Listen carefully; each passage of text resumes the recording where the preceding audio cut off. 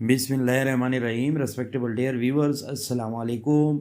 आज एक unique topic के साथ हाजिर है और आज का टॉपिक बहुत ही इम्पोर्टेंट है और हर लेवल ऑफ स्टूडेंट के लिए इसकी सिग्निफिकेंस और इम्पोर्टेंस अपनी जगह पे है। तो जिसने भी हमारे चैनल को सब्सक्राइब नहीं किया वो सब्सक्राइब कर ले। जो सब्सक्राइबर है वो बेल आइकन को लाजमी दबाए ताकि हर नई वीडियो की नोटिफिकेशन सबसे पहले आपको मिल सके। और जो सब्सक्राइबर है वो वीडियो को ज़्यादा से ज़्यादा लाइक और शेयर किया करे ताकि बहुत सारे लोग उससे मुस्तफ़ीद हो सके। अब आज के टॉपिक की जानिब जाते हैं। आज का टॉपिक यानी बड़ा शॉर्ट और 5 मिनट्स का लेक्चर या उससे थोड़ा बहुत यानी मतलब है कम भी होगा। तो क्या है summary of elegy written in the country churchyard by Thomas Gray. और इसकी समरी जो है हम दो अंदाज से आप लोग के सामने रखेंगे। नंबर 1 अंदाज उसका ब्रीफ होगा और दूसरा जो है यानी लाइन बाय लाइन समरी होगी। तो सबसे पहले यानी इस एलिजी के बारे में आप लोग को बताते हैं कि इसका जो टाइटल है यानी elegy written in the country churchyard. Country कहते हैं यानी रूरल लाइफ को और चर्च यार्ड यानी जो गिरजाघर का कब्रिस्तान है। और उसी पे जो एक मरसिया या जो है लेमेंटेशन पोम या सॉन्ग या जो है यानी मॉर्नफुल जो पोम लिखी जा चुकी है उसको एलिजी कहा जाता है। और ये एलिजी तकरीबन आप सबको पता है कि ये एलिजी जो है यानी ये 32 स्टेंजास पे मुश्तमिल है। यानी 32 स्टेंजास है और एक एक स्टेंजा के अंदर 4 लाइंस है और टोटल जो है उसके 128 लाइंस पे ये टोटल जो है यानी ये एलिजी मुश्तमिल है। अब उसकी अगर ब्रीफ समरी यानी जर्नल समरी आप लोग नोट करना चाहते हैं तो वो ये है। तो elegy written in the country churchyard by Thomas Gray ये वो पोएम है that contemplate the lives and death of the ordinary people. यानी बेसिकली ये उस आम लोगों के लिए आवाज़ है, ये उन आम लोगों के लाश पे लिखी जाने वाली पोम है। यानी कौन से आम लोग जो ऑर्डिनरी ले मैन यानी ऑर्डिनरी मैन होते हैं, कॉमन मैन होते हैं, उनकी लाइव्स और उनकी डेथ पे लिखी जाने वाली पोम है। और ये वो लोग हैं जो ख़ास तौर पे देहातों के चर्च यार्ड में जो है उस वक्त दफन थे।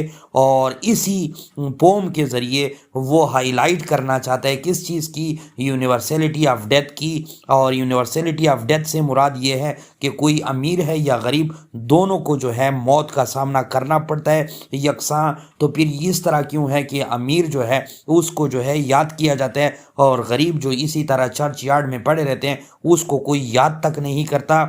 एंड और वो कहता है इन ये universality of death and the idea that even those with the seemingly insignificant lives deserve to be remembered, as all people regardless of social status eventually face the same fate of oblivion। यानी वो ये summary में बताने की कोशिश कर रहे हैं कि किसी तरह यानी यही लोग जो सेम होते हैं और सेम जो है लोग होते हैं लेकिन उनकी सोशल स्टेटस उनकी दौलत की वजह से लोग उसे दोबारा याद कर देते हैं और वो लोग जो कॉमन लोग होते हैं उसे दोबारा याद नहीं करते, अगरचे वो दोनों एक ही तरह जो है यानी मौत का जो एक यूनिवर्सल चीज़ है और उसी को एक ही तरह गले लगाते हैं। तो इसी वजह से वो कहते हैं कि इस तरह नहीं होना चाहिए। यानी कॉमन पीपल या ऑर्डिनरी पीपल को भी या उनकी लाइव्स को भी रिमेंबर और उनको भी याद करना चाहिए। उसकी समरी अगर लाइन बाय लाइंस आप लोग देखना चाहें तो हमने 8 लाइंस में तकसीम किया है।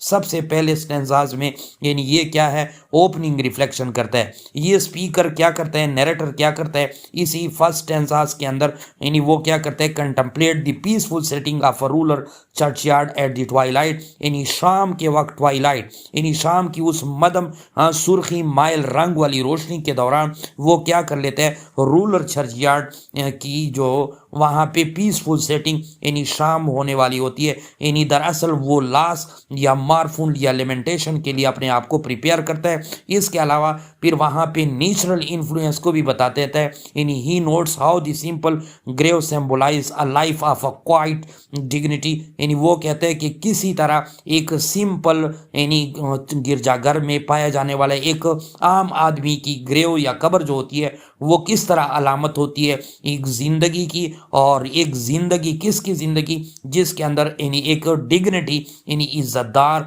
और बिल्कुल खामोशी से पड़ा हुआ यानी एक इज़्ज़तदार शख्स की ज़िंदगी को वो सिंबलाइज करता है। यानी इसका मतलब ये है नेक्स्ट टेंसाज में कॉमन लाइफ्स को वो ज़्यादा जो है उजागर करने की कोशिश करते हैं। यानी the pome reflect on the lives of ordinary people who story often go untold. यानी वो आम लाइफ या ऑर्डिनरी पीपल की स्टोरीज को यहाँ पे बताने की कोशिश करता है कि कॉमन लोगों को लोग याद तक नहीं करते। और इसके अलावा वो यही आइडिया बताते हैं डेथ एंड इक्वलिटी, कि डेथ कम्स फॉर ऑल। यानी डेथ अमीर के लिए भी आता है, वेल्थ वाले के लिए भी आता है, स्टेटस वाले के लिए आता है, और सोशल स्टेटस या वेल्थ दोनों के लिए आता है। यानी इस चीज़ को नहीं देखा जाता कि वो अमीर है या गरीब। यानी डेथ सब के लिए एक ही आता है। तो फिर रिमेंबर क्यों यानी अमीर को किया जाता है, क्यों गरीब की जो है पूछगारी नहीं की जाती। और इसके अलावा लेगेसी में यानी the speaker ponder what these individual might have achieved had they lived longer. यानी जो उन्होंने यानी दुनियावी स्टेटस हासिल की है उसके बावजूद भी यानी इन लोगों ने कभी जो है लॉन्ग लाइफ जो है यानी नहीं पाई। और इसके अलावा इस पोम के अंदर नेक्स्ट स्टेंजा में सिंप्लिसिटी एंड वर्चू को बयान किया है। यानी the virtues of these humble people are highlighted suggesting their worthiness. यानी मतलब ये है कि ये लोग सीधे सादे होते हैं, सादे यानी कॉमन लोग, उनकी वर्चू और उनकी सिंप्लिसिटी उसके किस चीज़ कीमती या काबिल कदर होने की अलामत होती है। और इसके अलावा इस पोम में पर्सनल रिफ्लेक्शन सब्जेक्टिविटी को भी बयान करता है। The speaker acknowledges is own mortality and the inevitability of death. यानी वो बयान करता है कि मॉर्टेलिटी फ़ानियत है इस दुनिया में, और हर बंदे ने जो है यानी मॉर्टेलिटी का सामना, फ़ानियत का सामना कर रहे हैं, और ये डेथ जो है ये लाजमी है। और फाइनल थाट में ये बताने की कोशिश करता है the poem concludes with a call to remember the dignity of all lives. यानी वो इस पोएम की इस समरी में ये बताने की कोशिश करता है